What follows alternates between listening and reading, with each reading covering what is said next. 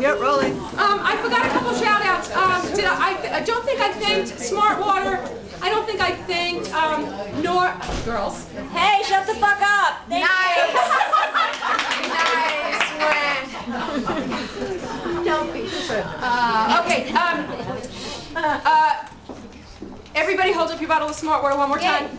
Because we are thanking Coca-Cola and Norm Jacobovitz for bringing Smart Water to smart women. I think it's a natural fit. What do you think, ladies?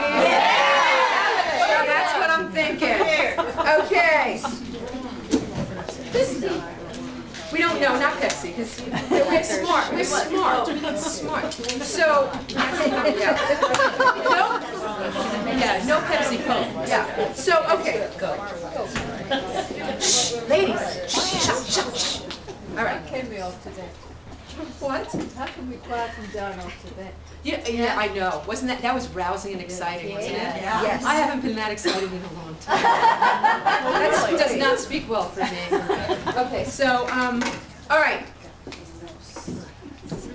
All right. I'm on track now. Oh, and I did not thank on camera my stylist, Craig Ames, the jacket. Forever 21, ladies. Forever 21. 56 on Saturday, but right now, forever 21. And he did everything. This is all thanks to every single thing except for the undies. I have him to thank for. It's great going shopping with Craig because it's like I'm like a star or something. Because he comes into the dressing room with me. He's gay, it's okay. And he comes into the dressing room with me, and he hands me things. I don't have to put them on hangers. I don't have to take them off hangers. He just is doing that.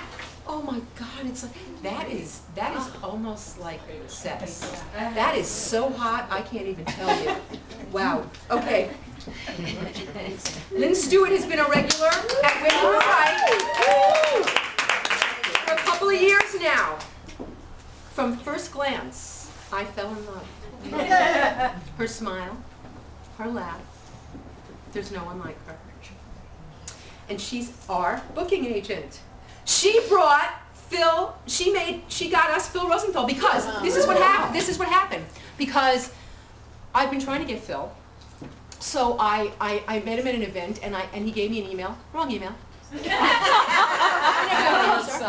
And then Lynn, when Jeff Garland was here, she got Jeff to sign a book for Phil because Phil loves Jeff, and she brought it to Phil and she told Phil that she got it at Women Who Write, and she told him about it and how great. And he said, "Well, I have a book." And then, like a month later, Wendy Liebman was taping her Showtime special, and because everything is serendipitous, and at Wendy's Showtime taping, I saw Phil. And this time, he not only gave me his right email address, he wrote it down for me. And he came, and it's because of Lynn, so we'll see who else she can get.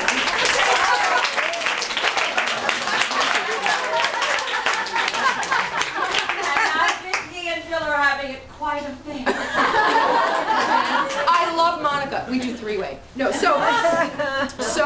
okay. So, all right. Oh yeah, and Wendy's special, she's told her on TV, but we're going to talk about that in a little while. Okay, so Lynn appeared on Broadway last year in the Pee Wee Herman show, where she reprised the role of Miss Yvonne, which she played on TV and in the original stage show and at the Groundlings Theater in 1981. Miss Yvonne, you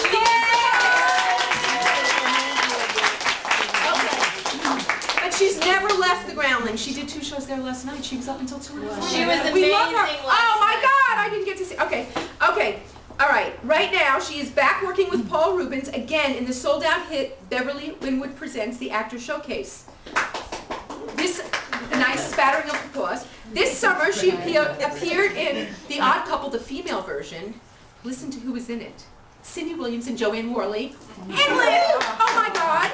On TV, she has worked with Tracy Ullman on Showtime's State of the Union and can currently be seen in It's Always Sunny in Philadelphia as Charlie's mom.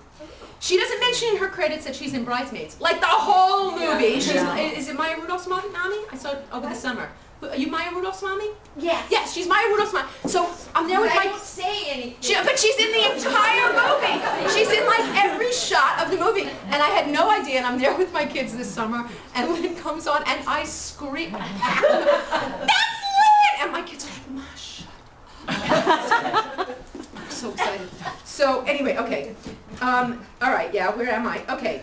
She shares a love, this is from her bio that she wrote. She shares a love of pizza with Vicki Abelson and is grateful to Tracy Newman for bringing her here, where she laughs, cries, claps, and eats a lot. I could not adore this woman anymore. Please welcome the wonderful Lynne Stewart. It's so weird being on this side because I'm usually sitting and crying and laughing, and Vicki said, "You've got to get up, you know, and not just sit and cry and laugh all the time." So here I am. And at first I wanted to say something about our honoree, Steve Jobs. It was his dream to make a computer that grandmothers and kids could use, and I am his dream come true. Because 5 years ago, I did not know how to work a computer, and my friend John Brace took me to the Apple store, and he said, "You want to see Getty and I in Greece?" And he went like, "There." And he says, "Do you want to use a computer? I'll come over for 2 days, hook you up, teach you how to do it, and then you're on your way." And I said, "But John, I don't really even type." And he said, "You don't have to type. All you have to know how to do is click." and I just went clicking away, and I'm still clicking, and I don't know what my life would be without a computer. I love Facebook. I'm on way too long. I get on my sides, my directions, everything that's going on here. I mean, it's my lifeblood.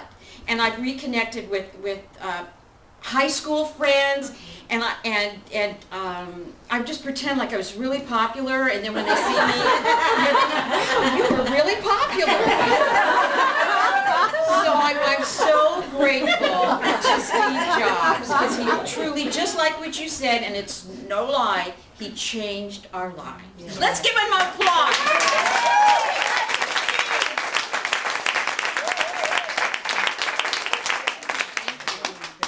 And another thing I'd like to say before I start my talk is about what you said about following your dreams and make steps towards it.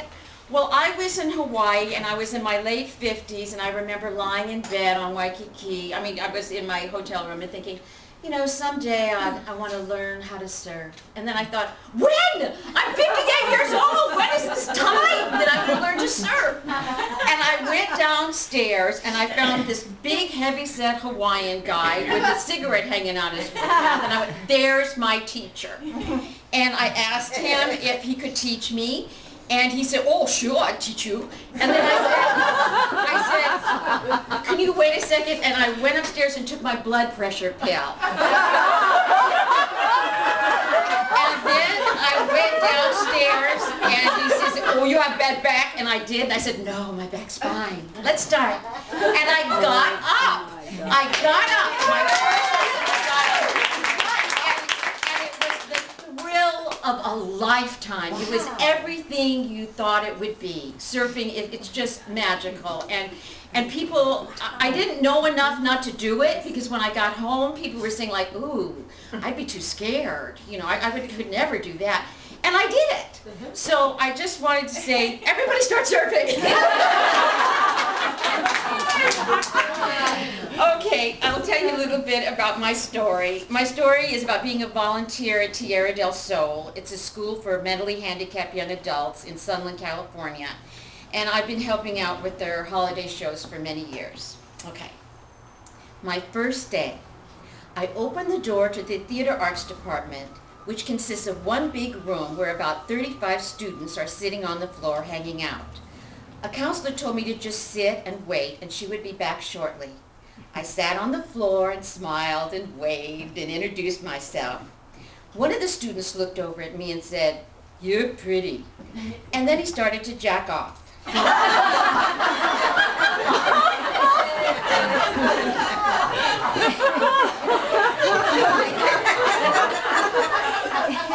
3 things went through my mind. First, why is this happening to me on my first day? Second, I hope the counselor doesn't come back and see him jacking off. And third, he thinks I'm pretty. He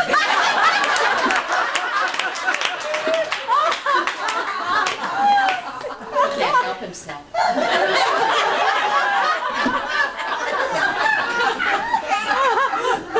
During the years I worked at Tierra, I held many jobs: choreographer, dialogue coach, stage manager, and makeup artist. My first job was as a choreographer for a piece entitled A Salute to the Beatles. I would be working with 3 student go-go dancers while 4 guy students lip-synced to the Beatles. My dancers were Gloria, Estuvia, and Ronaldo. Gloria was a beautiful young black woman who didn't talk unless it was just the 2 of us. And then she would lean over and say, "Hi, Lynn." Sometimes during rehearsals, Gloria would go comatose. Luckily, when it came to showtime, she just shined. Estuvia, the second dancer, only whispered. Whenever I came into the room, she would get so excited, she would point at me with a big smile and turn to whoever was sitting next to her and say, "Lynn! Lynn! It's Lynn!" Which of course was very flattering to me and very annoying to whoever she was sitting next to. Lastly, there was Ronaldo. She spoke only Spanish and had a very distinctive laugh. Whenever I came into a room, Ronaldo would start pounding on the seat next to her, wanting me to sit there. I was spending so much time with my dancers, a very strange thing started to happen. I started to pick up their mannerisms.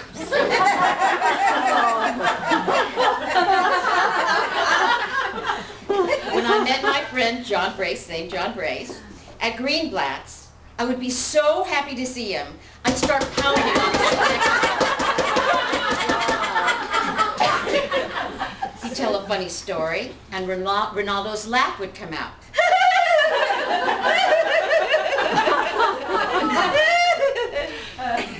I agreed with him, and I'd sound like Estuvia. Yes! Yes! The Salute to the Beatles with go-go dancers turned out to be a roaring success. The girls danced on stage while I faced them, cueing them from the audience floor. I gave them cues to start the twist, the monkey, the jerk, and the swim. The only scary, thank you.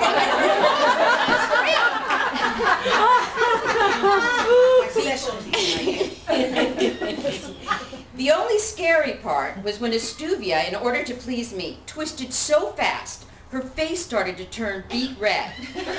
I gave the universal sign to bring it down, and she did. Whenever I see any of my dancers in the hall, there's an immediate bond. That's what happens when girls go-go dance together. There's only one student at Tierra that I'm uncomfortable around, and that is Beth. Beth is very tall with a large body and a very small head. She has a Buster Brown haircut, just like the girl who used to bully me in kindergarten. I will be talking outside at lunch, and Beth will come up and grab my arm and shout, "Busy? Busy?" "Yes, Beth, I'm busy right now, and you're going to have to wait until I finish talking to Kenny." And then it'll start all over again, the grabbing, the squeezing. "Busy? Busy?" I'm not proud of it, but I have actually hid in the bushes with Beth. Enough about Scary Beth. One time after a show, a student came up to me, and she was very upset. Her name was Enid. She said, "Carla didn't let me stay my line. She said her line, and it was my turn, and I didn't get to say my line." I told Enid that in the theater that was called stepping on someone's line. Enid thought for a second and said, "Carla stepped on my line." I explained to Enid that Carla probably didn't mean to step on her line. She was probably nervous and just forgot. And then she gave me the look. The "I'm so sure" look.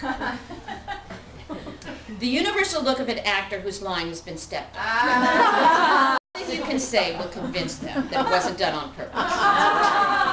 I've seen that look at the groundlings. I felt it myself. And now I was seeing it at Tierra. Theater is theater. Many times the counselors would use the holiday shows to showcase their own talents. In one show, 2 counselors were dressed up as hobos, dancing and singing to "We're a Couple of Swells." But all eyes were on the 3rd hobo, Kathy, one of the theater students dancing beside them. Talk about a little scene stealer.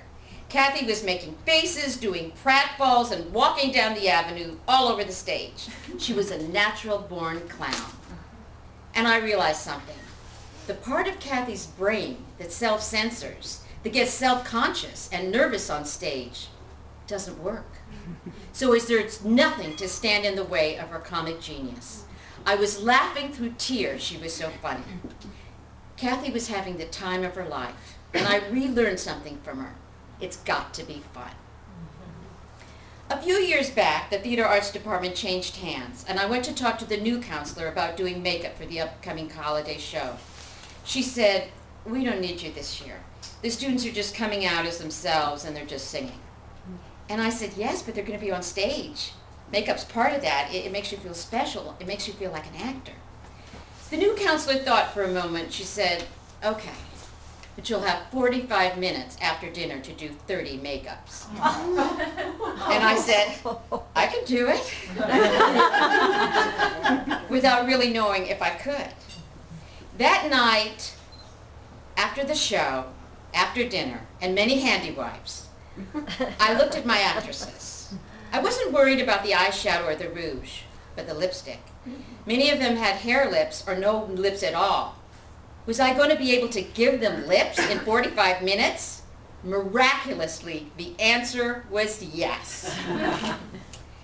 And at this time, I'd just like to give a special shout out to Clinique's easy-to-apply rum raisin.